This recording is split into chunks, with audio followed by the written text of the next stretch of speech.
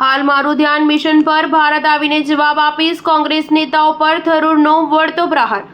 કોંગ્રેસ નેતા શશી થરૂર ભારત તરફથી વિશ્વભરમાં મોકલવામાં આવેલા ડેલિગેશનનો હિસ્સો બનતા જ પોતાના પક્ષના લોકોની ટીકાઓનો ભોગ બન્યા છે। વારંવાર કોંગ્રેસનો વિવિધ નેતાઓ થરૂરની ટીકા કરી રહ્યા છે, જેના પર ફરી એકવાર સ્પષ્ટતા આપતા થરૂરે કહ્યું કે હાલ મારી પાસે આ બધી વાતો માટે સમય નથી।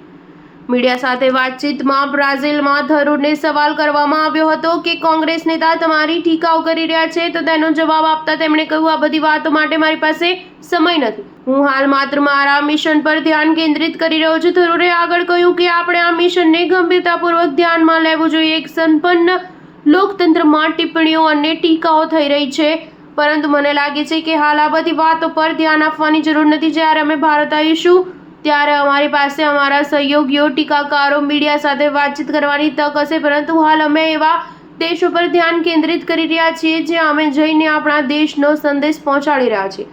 ડેલિગેશન માટે જ્યારે કેન્દ્ર સરકારે વિવિધ પક્ષો પાસેથી પોતાના નેતાઓની યાદી મંગાવી હતી, ત્યારથી જ કોંગ્રેસ અને થરૂર વચ્ચે મડાગાંઠ ઊભી થઈ છે। કેન્દ્ર સરકારે ડેલિગેશન માટે કોંગ્રેસમાંથી થરૂરની ભલામણ ન થઈ હોવા છતાં પસંદગી કરી હતી, જેનાથી વિપક્ષ નારાજ થયો હતો। વધુમાં થરૂરના નિવેદનો પર ટીકા કરતા કોંગ્રેસના નેતા ઉદિત રાજે કહ્યું હતું કે કોંગ્રેસે તેમને બધું આપ્યું, પરંતુ કોંગ્રેસ વિરુદ્ધ નિવેદનો આપીને તેમણે સ્પષ્ટ કરી દીધું કે તેઓ કોંગ્રેસનું કલ્યાણ ઈચ્છતા નથી।